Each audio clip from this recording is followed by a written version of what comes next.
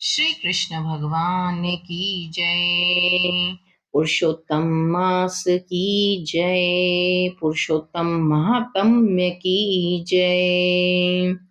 पुरुषोत्तम मास महात्म्य में 27वें अध्याय में आगे कहा गया है कि श्री नारायण बोले, वाल्मीकि जी के इस प्रकार वचन सुनकर राजा दृढ़ धनवा ने सपत्नीक भक्ति पूर्वक प्रणाम किया और आनंद के साथ मुनि की पूजा की। पूजा को अंगीकार करके मुनि ने आशीर्वचन दिया कि राजा तुम्हारा कल्याण होगा। मैं पाप नाशनी सरयू की ओर प्रस्थान करता हूँ। मुनि श्रेष्ठ वाल्मीकि इतना कहकर चले गए। राजा वाल्मीकि जी को सीमा तट पहुंचाकर घर लौटने पर पत्नी से बोले, हे सुंदरी, यह संसार असार है। गंधर्व नगर के समान राग द्वेष आदि 6 शत्रुओं का इसमें निवास है।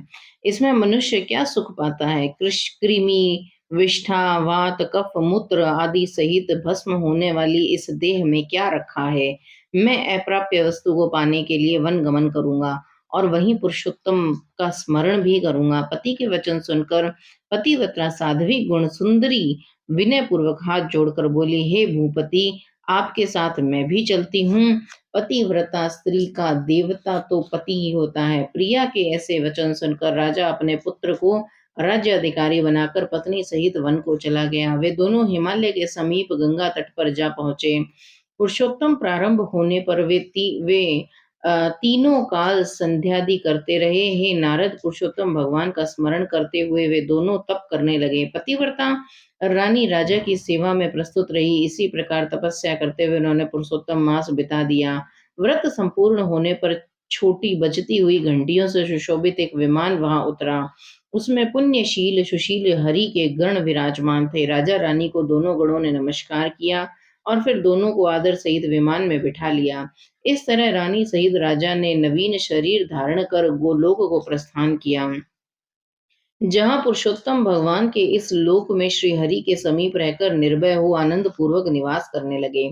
श्री नारायण श्री नारायण कहने लगे कि हे नारद, मैं अपनी एक जिह्वा से पुरुषोत्तम की महिमा का बखान कैसे कर सकता हूँ? इस पृथ्वी पर इसके समान दूसरा कोई मास ही नहीं है। सहस्त्र जन्म तप करने से भी ऐसा सुफल नहीं मिलता जैसा कि पुरुषोत्तम मास में व्रत रखने पर मिल जाता है। भूले बिसरे में उपवास, स्नान, दान और जप करने से जिस प्रकार उस वानर के केवल 3 रात्रि के स्नान मात्र करने से कोटि कोटि पापों का नाश हो गया, उसी प्रकार कोटि जन्मों के पापों का शमन हो जाता है। यह सब मासों में पुरुषोत्तम मास श्रेष्ठ है। उसकी कृपा से दुष्ट वानर भी हरि के सानिध्य को पा गया। नारद जी ने पूछा, वेदों में मानव जन्म को ही संपूर्ण अर्थों का साधन बताया गया है, परंतु वह अज्ञानी वानर भी इस सेवा से कैसे मुक्ति पा गया? हे तपोनिधे, सर्वजनों के हितार्थ वह कथा मुझे सुना दीजिए कि वानर ने 3 रात्रि कहाँ स्नान किया और वह कौन था, कहाँ का निवासी था और उसे क्या फल मिला। श्री नारायण ने बताया कि हे नारद, केरल प्रदेश का वह एक अति लोभी ब्राह्मण था। पिता ने उसका नाम चित्र शर्मा रखा था। धन के लोभ में लिप्त रहने के कारण वह कभी भी अच्छा भोजन नहीं कर पाता था, न अच्छे वस्त्र पहनता था। उसकी मूढ़ता ने उसे न कभी हवन करने दिया, न वह पितरों की तृप्ति कर सका। यश के निमित्त भी उसने कभी कुछ पुण्य आदि नहीं किया। स्त्री पुत्र आदि का भी पालन उसने नहीं किया। इस तरह यह केवल अन्याय अत्याचार करके केवल धन संचय करने में ही लगा रहता था। माघ में उसने तिल मात्र तक दान नहीं किया। कार्तिक में दीप दान तथा ब्राह्मणों को भोजन कराना चाहिए, वह भी उसने नहीं किया। बैसाख में धान्य का दान और अन्य मासों में भी इस प्रकार का कोई भी दान उसने नहीं किए। सूर्य की संक्रांति, सूर्य चंद्र के ग्रहण के अवसर पर हवन जप दान आदि जो करना चाहिए, उसने वह भी कभी नहीं किए।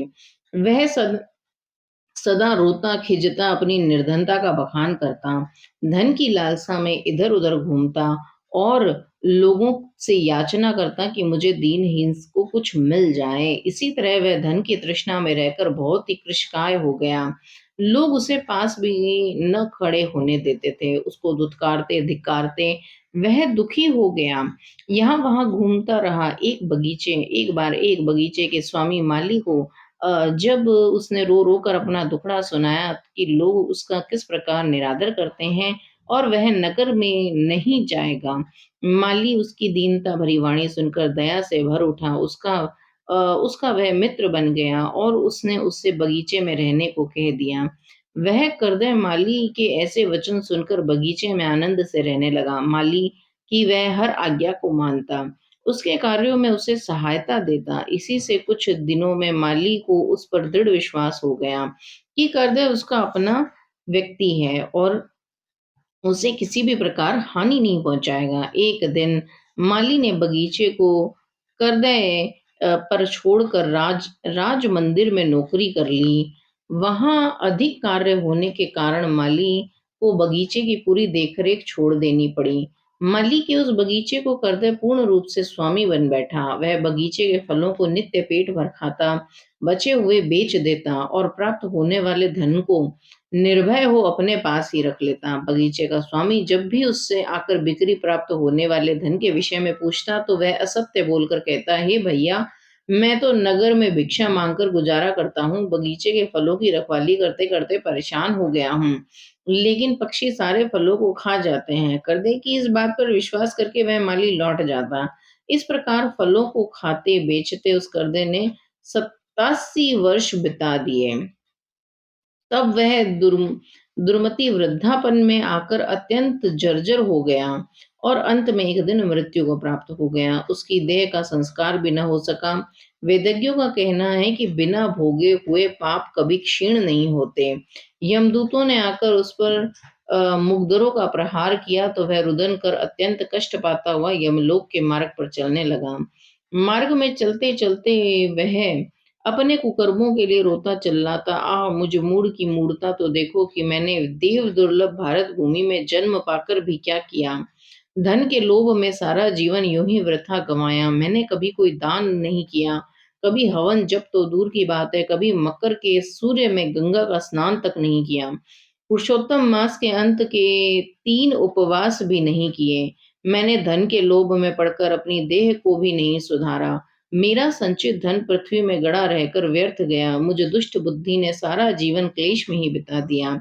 इस तरह वह करुण विलाप करते हुए यम के समक्ष जा पहुंचा। उसे देखकर चित्रगुप्त अशुभ कर्मों के लेखों को देखते हुए धर्मराज से बोले कि इस करदय ने ब्राह्मण होकर अधर्म कार्य किए हैं, धन के लालच में कभी कोई शुभ कार्य नहीं किया और इसके विपरीत बगीचे में रहकर इसने अनेकों कुकर्म किए। बगीचे के स्वामी के साथ विश्वासघात कर उसके फलों को खाया और बिक्री कर उसका धन उसने उसे नहीं दिया। इस तरह इसने चोरी का पाप भी किया है। इसने अपनी साध्वी पत्नी, पुत्र, पुत्री, जमाता, भाई आदि किसी को भी संतुष्ट नहीं किया।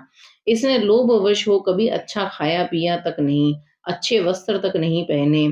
इसके 2 पाप अति जघन्य हैं। श्री नारायण बोले, हे नारद, चित्रगुप्त के ऐसे वचन सुनकर धर्मराज अत्यंत क्रोधित हुए। उन्होंने कहा कि पहले इसे सहस्त्र जन्म तक वानर योनि में रखो, तत्पश्चात इसे विश्वासघात करने का फल मिलेगा। बोलो श्री कृष्ण भगवान की जय, ठाकुर जी महाराज की जय, पुरुषोत्तम मास महात्म्य की जय। 27वां अध्याय यहाँ पूर्ण हुआ।